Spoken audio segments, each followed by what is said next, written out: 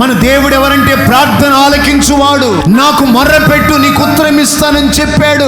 నీవు కంట్రీలో ఉండి ప్రార్థన చేస్తున్నా అమెరికాలో ఉన్న వాళ్ళకైనా కార్యాలు జరుగుతాయి, రాజస్థాన్లో ఉన్న వాళ్ళకైనా కార్యాలు జరుగుతాయి, వైజాగ్లో ఉన్న కార్యాలు జరుగుతాయి. అందుకని ప్రభు సన్నిధిలో నువ్వు ప్రార్థించాలి. నీ గదిలోనికి వెళ్ళి తలుపేసుకొని ప్రార్థించాలి, మందిరంలోకి వచ్చి బలిపీఠం బట్టి ప్రార్థించాలి.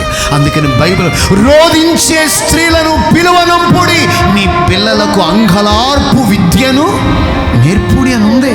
అవునండి, మీ కుటుంబంలో సమాధానం లేదా కన్నీరు కార్చు, నీ భర్త మారట్లేదా కన్నీరు కార్చు. చెప్తానేనండి, ఎవ్వరి మాట వినన్నాడు దేవుడు మాట అయిన వింటాడుగా. ఏంటంటే చూస్తారా? ఆమేననరేగా? గట్టిగా చెప్పండి అందరూ హల్లెలూయా, గట్టిగా చెప్పండి హల్లెలూయా. ఏడువు ఏడువు ఏడువు, బలిపీఠం తడుపుతానే ఉండు, అద్భుతం చేస్తుంది. ఆమేన్.